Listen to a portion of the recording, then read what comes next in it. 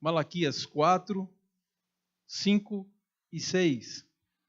Diz assim a palavra de Deus: Eis que eu vos enviarei o profeta Elias, antes que venha o grande e terrível dia do Senhor. Ele converterá o coração dos pais aos filhos e o coração dos filhos a seus pais, para que eu não venha e fira a terra com maldição. Vamos orar ao Senhor. Pai, te pedimos a iluminação e condução do teu Santo Espírito, na tua santa e maravilhosa palavra, para que andemos, Senhor Deus, de forma digna e andemos, Senhor Deus, de forma que alegre os teus olhos. Abençoa, agradecemos por cada vida aqui presente, que o teu Espírito dirija e abençoe cada lar, cada um de nós, é a nossa oração em nome de Jesus. Amém. Amados, tem um episódio na Bíblia que é bastante curioso, e nós que vivemos numa sociedade culturalmente tão distante da cultura de, digamos, 1500, 1400 antes de Cristo, ficamos com certa dificuldade de entender as coisas que ali acontecem. Uma delas, eu me lembro de uma vez de alguém questionar a respeito das 10 pragas do Egito. Por que foram necessárias 10 pragas? Deus mandou Faraó libertar o povo e o povo não foi liberto. Algumas vezes liberto e foi buscado de volta e trazido cativo. Porque Faraó se arrependera de obedecer a Deus e então isso tudo acontecia. Cada praga foi, na verdade, a destruição do conceito de que aquelas entidades eram deuses. O rio Nilo era adorado como um deus. A praga dos piolhos, da mosca, todas as pragas, elas têm um propósito de mostrar que só há um Deus, o Deus de Israel. E por isso ele devia deixar o povo partir. Quando foi a última praga, ela tem um significado especial, principalmente para nós cristãos. Mas ela se explica de uma forma muito simples. Como o Faraó não tinha deixado o povo sair, era para que o povo todo morresse, fosse destruído. Para que o Egito não desaparecesse, então foram escolhidos os primogênitos. Por que o primogênito? Porque o chefe da casa era o pai. Se você destruísse o pai, a família praticamente ficava dispersa ou perderia o seu líder. Uma dor mais profunda era perder o primogênito, porque o primogênito era aquele que sucederia e que governaria a clã ou a família. O primogênito do sexo masculino. Ele então representaria o lar e a morte dele salvava os outros da casa. Porém, alguns não foram mortos. Por quê? Deus mandou que se passasse sangue de cordeiro, que um cordeiro fosse sacrificado, e a morte daquele cordeiro já foi substitutiva dos primogênitos do povo de Israel. Então, eles passaram para que quando o anjo da morte passasse pelo Egito e ferisse todos os primogênitos, não tocasse na casa de Israel.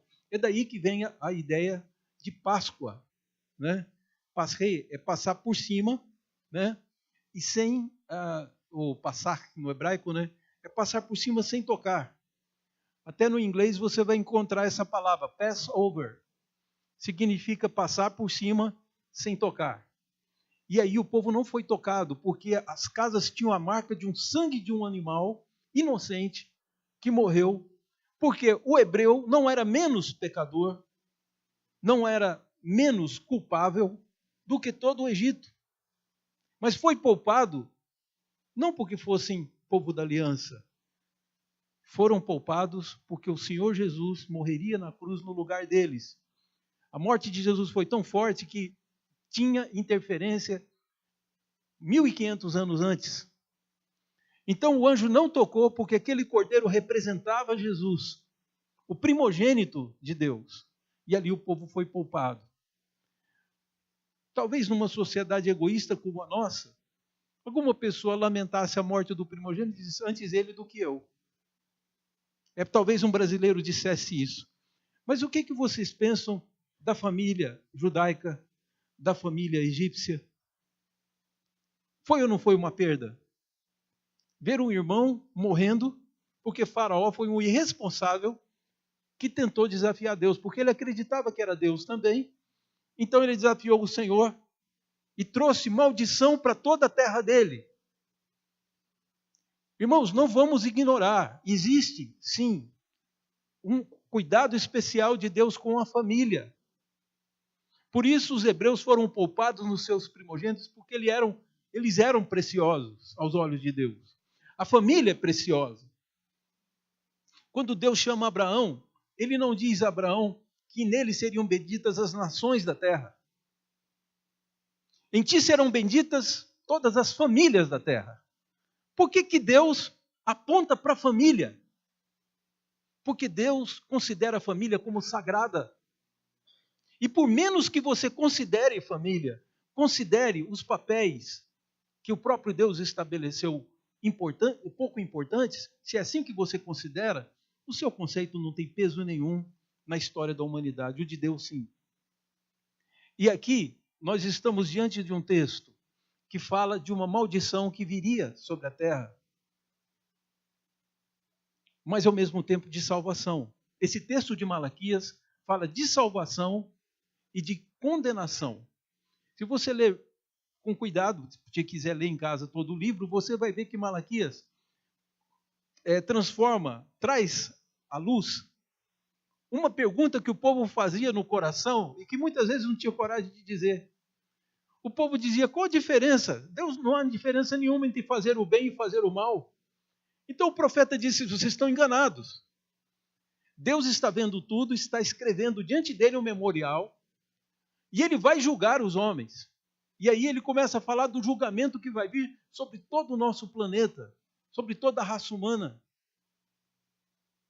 Mas ele diz, mas para vocês, o que há é diferente. Eu já quero ler o texto com os irmãos, porque isso nos prepara para entendermos a mensagem do verso 5 e 6.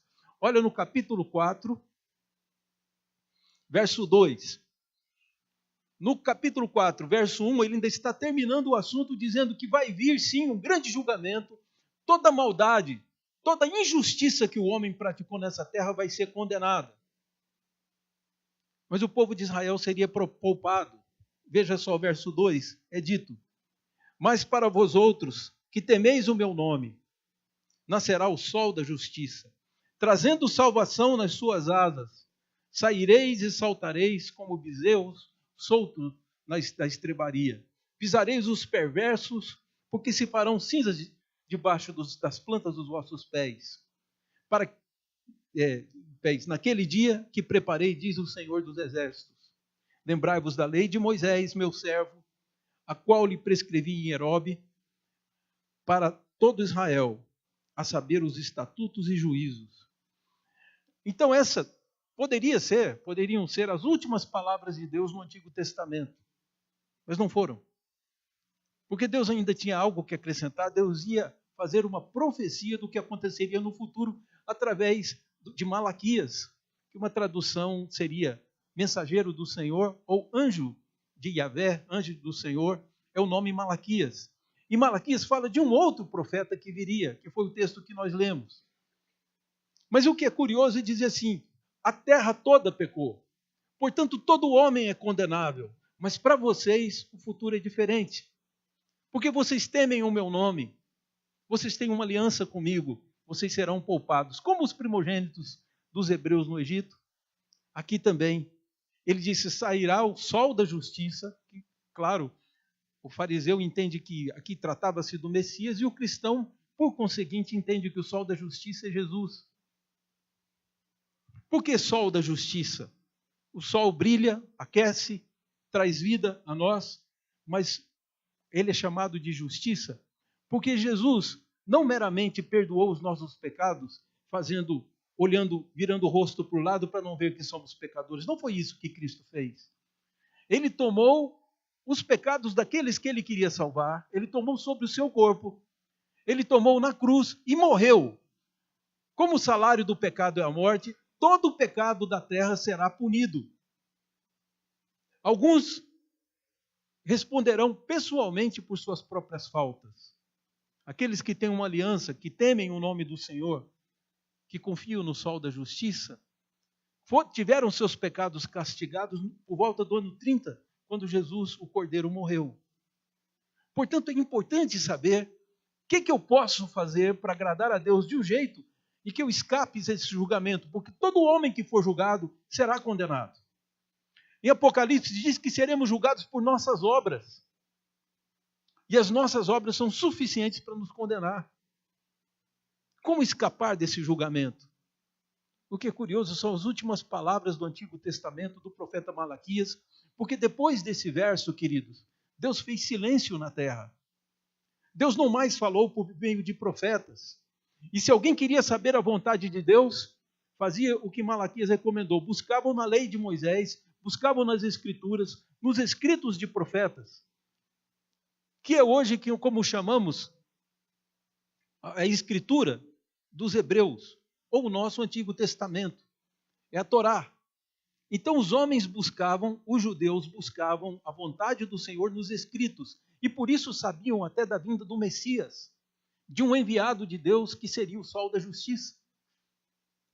Então, exatamente nesse contexto em que ele está dizendo alguns serão salvos, é evidente que do povo surgiu a pergunta: o que eu devo fazer para ser salvo? E aqui é que entra algo curioso. O que eu posso fazer que agrade a Deus a um ponto que Deus me perdoe e que Deus não me condene?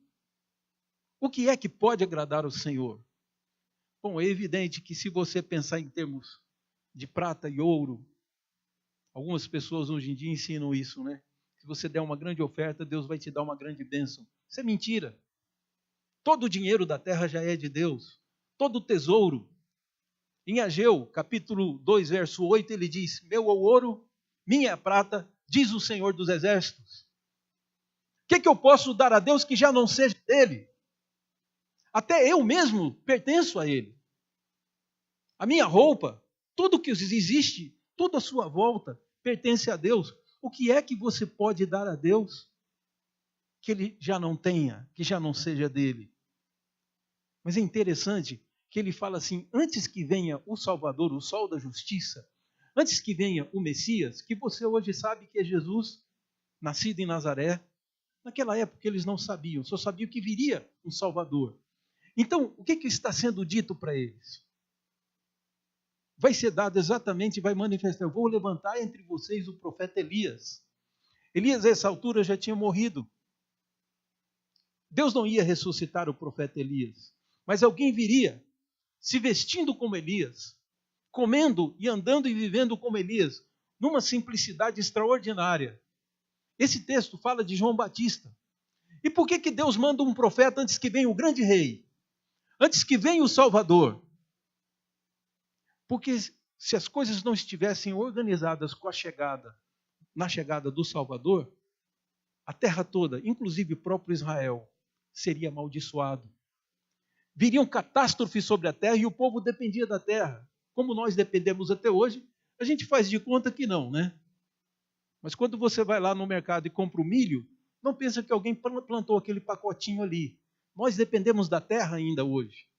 E se Deus tocar a terra, morreremos de fome. Então, o que é que pode acontecer? É exatamente isso que ele está dizendo. Antes que venha o Messias, eu vou levantar um profeta semelhante a Elias. E esse profeta vai dizer exatamente o que vocês devem fazer, que foi o que João Batista fez. Mas olha que interessante que ele já adianta a mensagem e o propósito dele. Diz: eu vos enviarei o profeta Elias, capítulo 5, antes que venha o grande e terrível dia do Senhor, não é isso? Olha o verso 6. Ele converterá o coração dos pais aos filhos, e o coração dos filhos a seus pais, para que eu não venha e fira a terra com maldição. Então a grande verdade é que Deus está antecipando as pessoas que viriam o profeta e deem ouvido a eles. Muitos em Israel entenderam que João Batista era o Elias previsto pelo profeta Malaquias.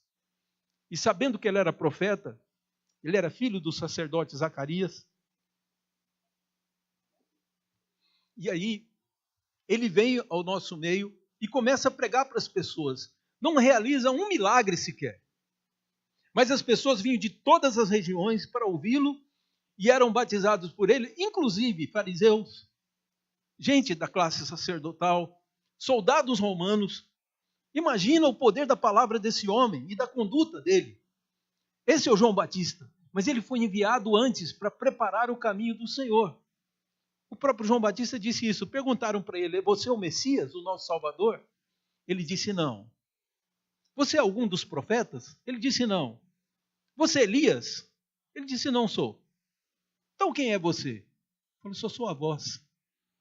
Olha a humildade desse homem. O maior de todos os profetas diz: eu sou a voz. A voz de quem? De Deus. É Deus que clama no deserto. E João Batista diz: eu sou a voz dele. E a voz está dizendo o seguinte: aterrem o caminho. Derrubem os morros, porque o rei está chegando. Essa é uma referência, queridos, a uma prática naquela época. Se o rei fosse visitar uma cidade, ele poderia matar todo mundo da cidade. O rei tinha o poder total. Então o que era feito? As pessoas suavizavam o caminho do rei, para que quando ou de liteira ou num carro puxado por cavalos, ele não sofresse muito baque, ele chegasse bem humorado, ele visse o caminho bonito. Falou: realmente, esse povo tem respeito por mim.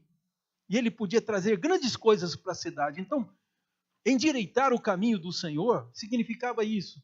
Você fazer o melhor caminho possível para quando o rei visitasse, aquela cidade sabia que o rei viria, então eles punham trabalhadores na estrada, para a estrada ficar deliciosa e linda, para quando o rei entrasse naquela cidade, trouxesse bênçãos e não maldição.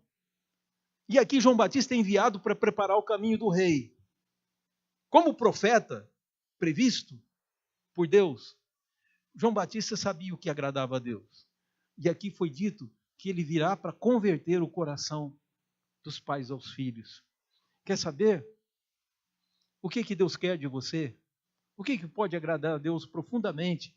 O que agrada a Jesus e nos livra de grande maldição por ter conquistado o coração dele? A conversão do nosso lar. Você precisa converter. Aqui eu vou dizer, o texto em hebraico fica até mais simples da gente entender, então eu vou dizer algumas descobertas que você pode fazer no texto, mas é importante saber isso, é a conversão do nosso lar. Dentro da nossa casa, as coisas não podem funcionar como cada um de nós quer. A coisa não pode funcionar do jeito que nós prevemos, ou recebemos mandamentos da televisão e se nossa casa seguir por esses padrões. Porque a televisão é coordenada e dirigida, as mídias é dirigida por o seu inimigo, que quer exatamente te colocar em inimizade com Deus. Tocar a Deus ele não pode, mas ele pode fazer com que Deus exerça juízo sobre você, te fazer condenado. Foi o que ele fez com Adão. Quando ele disse comei do fruto, não era porque ele queria o bem de Adão. Ele queria colocar Adão na trajetória da ira de Deus. A ira de Deus viria sobre ele e seus anjos. Então, colocar Adão seria conseguir atingir a Deus, porque Adão era amado por Deus, assim como você é amado. Há todo um movimento para fazer com que a sua família seja destruída, que os valores sejam tão destruídos que a família se transforme em algo perverso e ruim, quando foi instituída por Deus. E é exatamente essa proposição. Vem o João Batista, fez com que os homens mudassem a sua conduta.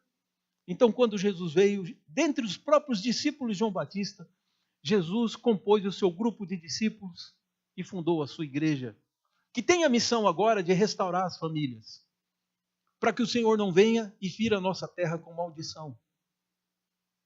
O ataque que estão fazendo à família vai custar caro para a nossa nação, vai custar muito caro para as próximas gerações. Então você imagina de Jesus para cá, do ano 0 até o ano 2018. Quanto tempo nós tivemos uma sociedade matriarcal? Em nenhum tempo. O Ocidente fez o que fez por causa da influência do Evangelho. E agora estão atacando exatamente os pilares da família. E é exatamente nesse sentido que nós vamos caminhar. Quer descobrir o que agrada a Deus? Se você é filho, converta o seu coração aos seus pais. E se você é pai, converta o seu coração aos seus filhos. Vamos ler aí o último versículo do Antigo Testamento, o último versículo antes de João Batista romper o silêncio de Deus, que durou perto de 400 anos. João Batista veio e voltou Deus a falar por profetas, e aí falou por Jesus. Mas no versículo 6 é o último versículo que silencia o Antigo Testamento. Aqui eles haviam voltado do cativeiro babilônico, e agora, nesse instante, eles estão ouvindo as profecias e, inclusive, as respostas de Deus para as queixas do coração. E aqui, para não ser punido, verso 6, ele diz que vai vir o profeta Elias. No verso 5, verso 6, ele diz: ele converterá o coração dos pais aos filhos. O coração dos pais precisa ser convertido. Por quê? Ainda que a nossa sociedade queira ignorar isso e esteja detonando com ficção, com um punhado de baboseiras, a estrutura que a humanidade experimentou, isso é uma questão antropológica, queridos. Essa liderança masculina, esse governo que os pais têm sobre os filhos, se apresenta em toda a sociedade. Porque o sujeito podia ser um índio asteca, que nunca conheceu civilização europeia. O sujeito, na época de Colombo, ele podia ser um índio aqui da Amazônia, podia ser um esquimó. Mas na casa dele, ele sabia o que era pai, mãe e filho. Os nomes podiam até mudar, mas a família tinha uma estrutura. Isso é antropologia. Não é uma televisão, um partido político ou um movimento que vai conseguir mudar isso. E se nós mudarmos, sofreremos as consequências de matarmos aquilo que sustenta a sociedade. É a sociologia que afirma que a família é a célula máter da sociedade, não é isso? A sociologia estudou e disse: está na família o centro. Então o inimigo está atacando exatamente na célula mãe. Ele quer destruir exatamente isso. E aí João Batista se levantou para impedir que o povo aceitasse algum tipo de padrão diferente. Porque o pai, tendo a liderança, o que nós temos de narrativa é que muito pai transformava no filho e tratava o filho pior do que ele tratava os próprios escravos. Então havia escravidão nessa época, não era como a escravidão no Brasil. Os escravos eram bem tratados, eles trabalhavam dentro de um limite, porque se um escravo tivesse um problema muscular, se um escravo tivesse fadiga, se o escravo adoecesse, era prejuízo. Então eles eram muito bem tratados. E aí o sujeito, às vezes, ou não tinha escravo, ou mesmo tendo escravo, explorava seu próprio filho. Porque na sociedade patriarcal, o pai tinha o governo da casa. Era ele que dava as ordens. E esse sistema não é necessariamente ruim. Ruins são os homens. Então muitos pais exploravam seus filhos, a ponto de Paulo escrever para a igreja orientando, dizendo: pais, não irriteis os vossos filhos. Não é isso? Porque muitos pais abusavam da autoridade que tinham. Porque podiam estar até morando dentro da mesma casa, mas o seu coração estava longe. E olha o poder que o pai tinha de ferir a esposa, de ferir os filhos. Era profundo. Um pai na mão do inimigo, na mão do inimigo dos homens, vai fazer sofrer muita gente. Porque ele é a liderança da casa. E exatamente foi nessa situação que João Batista veio. E a palavra aqui não é propriamente converter. É o verbo hebraico voltar. Então, farei voltar para perto. A preposição que está aqui, que eu usei, inclusive, hoje cedo, falei, árvore plantada junto ao ribeiro de águas, é a mesma preposição que está aqui. Farei voltar o coração do pai, e o verbo está num grau gramatical hebraico que se chama causal. Causal não é você fazer a ação, é você fazer com que alguém faça. É uma riqueza da língua hebraica que faz com que eles se expressem melhor. Então Deus está aqui dizendo que esse grande profeta faria exatamente isso. Faria voltar o coração dos filhos, dos pais aos filhos. Voltar para junto, voltar para perto. Porque quando ele era uma criancinha, possivelmente o pai brincava, tinha amor por ele e tudo. Quando ele cresceu, ficou forte e trabalha, agora o pai explora. Explora o filho, a filha. E aí, Deus não está se agradando disso. O homem foi feito com autoridade, mas uma autoridade para servir ao Senhor, para encher o seu lar de amor. Se o homem não faz isso, ele tem que voltar a Jesus, voltar às Escrituras, ou usando o termo aqui da nossa tradução, converter-se. Porque se ele é convertido, ele não pode tratar o filho como se fosse um objeto, uma fonte de lucro, alguém para ele despejar toda a raiva, toda a amargura que ele traz da sua vida. Isso não é para o homem fazer com seu filho. Portanto, o profeta dizia o seguinte: ele virá, o propósito do profeta era vir e trazer para perto o coração do pai, para perto do filho. Juntinho, para que eles fiquem juntos, para que amasse o filho. E você vê essa expressão numa parábola que Jesus contou. Jesus contou a parábola do filho pródigo, que nada mais é contar a história de um pai, que quando o seu filho pediu a parte da herança, ele deu.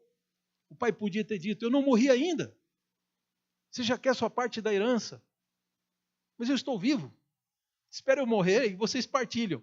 Não, ele deu e deixou que o filho gastasse tudo. E quando o filho volta arrependido, ele abraça seu filho e dá ao filho todo o direito que ele tinha antes, ignorando o que ele havia desperdiçado.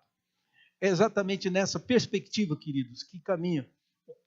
Ele trará, fará vir para perto, fará voltar, porque um dia esteve perto e agora volta. Voltar o coração dos pais aos filhos. Mas não somente isso. Dos filhos aos seus respectivos pais.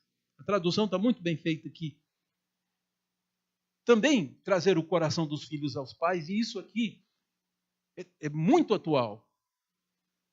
Porque hoje parece que muitos pais inverteram o versículo, né? Como é que o versículo das Escrituras diz? Pai, não enristei os vossos filhos, e filhos, obedecei os vossos pais. Não é isso que está lá em Efésios? As famílias estão praticando o seguinte: filhos, não irritem seus pais, e pais, obedeçam seus filhos. A gente inverteu. Então o filho irrita o pai, e o pai acaba fazendo tudo que o filho quer. Que resistência! Para quê? Tantos músculos, tanta inteligência, um cérebro. Para que tanta experiência, se você não vai ensinar seu filho mais? Essa que é a perspectiva que nós temos que ter. O coração do filho também é tarefa do profeta, fazer que o coração do filho volte aos pais. Porque na Bíblia continua valendo a autoridade paterna. Não importa que a sociedade atual não veja que pai e mãe têm sim ascendência sobre os filhos. Isso foi uma jogada que fizeram, juntamente com aquela história da escola de tempo integral. Sabe o que estava por trás?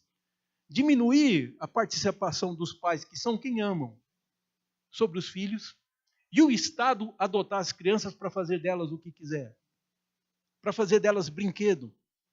Então você foi vítima de um movimento que tinha como propósito dominar toda a América Latina, e uma revanche de uma briga que você nem participou. Gente que andou presa, que fez coisa errada e por isso foi presa, ganhou anistia e conseguiu subir ao poder. E subindo ao poder, queriam se vingar e usaram vocês. Roubaram o nosso país. No fundo é isso. O que está por trás da história é isso. Uma guerra fria que já havia acabado, eles ressuscitaram. Ressuscitaram junto à inflação e um punhado de coisa ruim. Mas o que precisamos saber é o seguinte: tudo o que queriam é tirar os filhos dos nossos cuidados. E Deus está dizendo que o profeta João Batista veio para ressaltar, para reavivar o valor dos filhos e o valor dos pais. Os filhos deveriam o que fazer aos pais? Honrá-lo.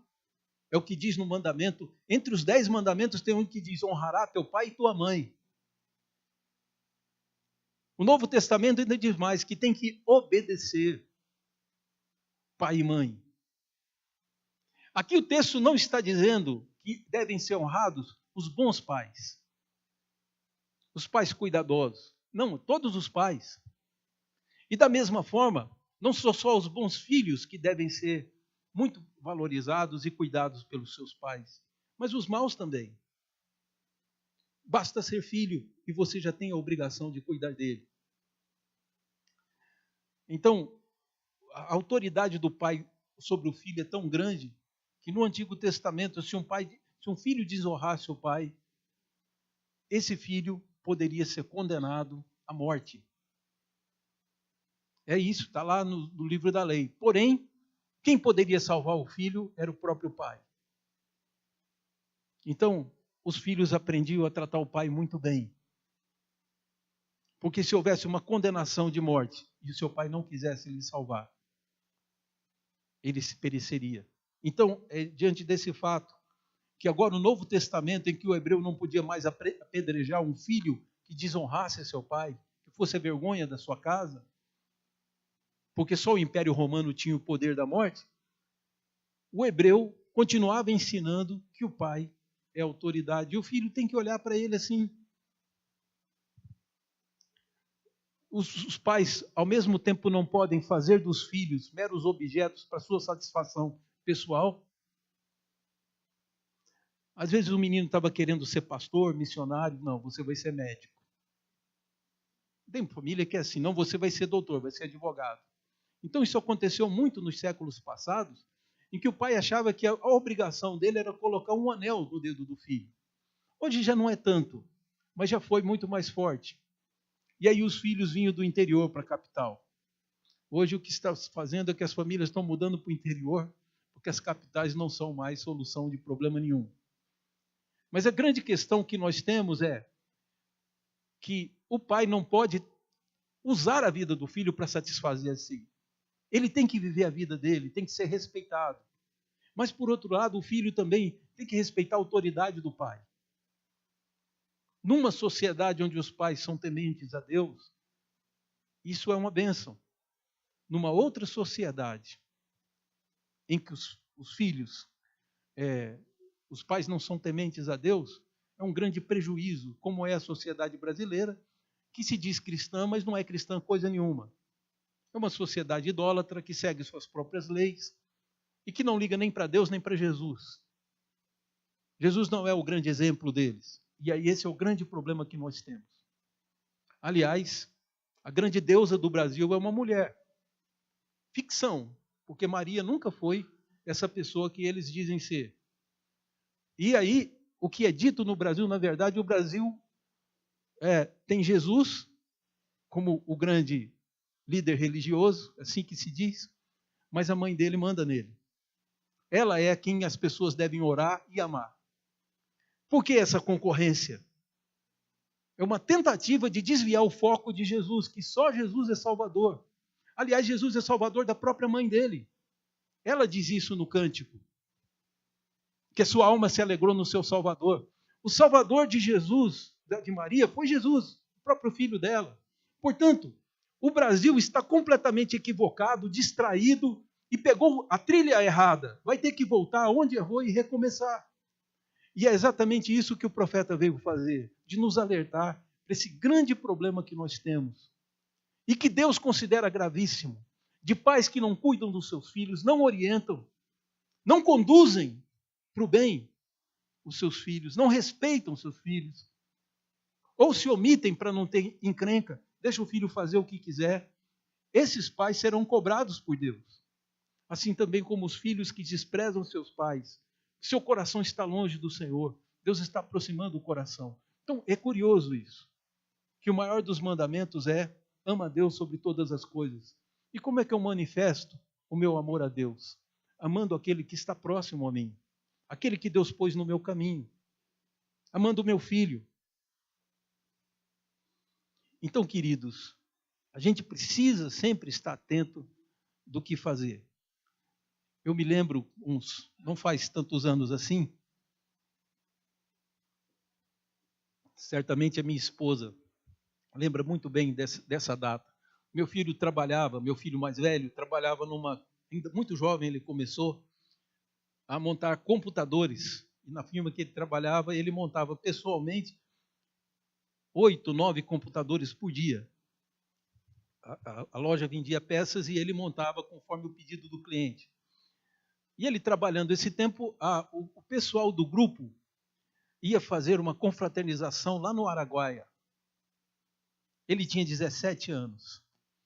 E a filosofia que eu estabeleci com meu filho, que até eles fazerem 18, 17 anos, enquanto não completassem 18, eu mandava na vida deles, porque foi essa incumbência que Deus me deu.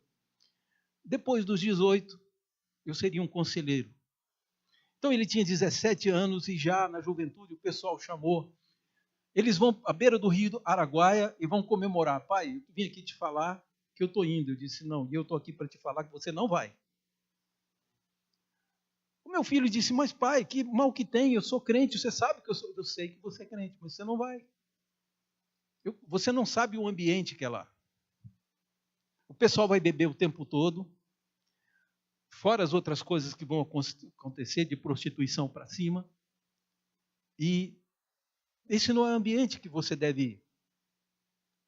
Fica aqui em casa, vamos para a igreja, ora por eles, mas você não vai na confraternização. Ele ficou muito chateado e foi para o quarto dele. Mas ele me respeitava muito. Quando foi no ano seguinte, um ano depois, era fim de ano, ia ter outra confraternização, e eu soube, porque eu tinha conhecidos dentro da loja, e aí eu soube que ia ter, eu perguntei para ele, como é que é? Você não vai? Agora você tem 18 anos. Você não vai na confraternização? Ele disse, eu vou fazer o que lá, pai? Aquele ambiente não é para mim. Eu vou lá ser comida de mosquito e passar raiva, porque esse povo, quando fica bêbado, fica muito chato. Eu não vou para lá. Ele decidiu não ir. Então não tenha medo, queridos. Deus quer que você faça tudo. Fique até sendo o vilão da história por um tempo. Não tem problema, desde que seja, porque o seu coração está perto do seu filho. É isso que o profeta veio fazer. É isso assim que o Antigo Testamento termina, nos dando o dever que todo lar precisa ter isso. O coração de cada um tem que estar perto do outro. Eu mostro o meu amor a Deus dentro do meu lar. Não é na igreja, não é com cantiga, é dentro da minha casa. Exercendo autoridade, mas também ao mesmo tempo exercendo amor. Fazendo tudo pelos outros. Sem me aproveitar de ninguém e servindo. Servindo minha esposa, meus filhos. É assim que eu tenho que fazer. Porque se eu fizer assim, Deus não ferirá a terra com maldição. Não fazendo assim, não tendo lares que sejam abrigos e refúgio, que não sirvam de orientação. Lares que perderam a guerra para a mídia. Esse não é o lar de respeito. Nem o inimigo respeita, nem ninguém respeita, nem os filhos respeitam, nem o pai respeita. Vamos refazer os lares do Senhor e vamos lembrar que Deus estabeleceu que seriam benditos. Veio João Batista, converteu corações, veio Jesus e salvou Israel. Israel fundou a nossa igreja. E agora você está salvo. Portanto, lembre-se disso. Família é importante. Não porque alguém disse, ou porque você acredita isso na sua cabeça, mas porque Deus estabeleceu como importante. Vamos preservá-la, vamos guardá-la. Ensina o caminho, a criança no caminho em que ela deve andar. E quando for grande, jamais se desviará dele. Que a palavra do Senhor se torne obras, seja tão visível em nossa vida, que não precisemos acrescentar mais nada para os nossos filhos. Os nossos atos foram suficientes, que sejam suficientes. Ame a teu próximo como a ti mesmo. E assim você cumpre toda a lei. Vamos orar ao Senhor.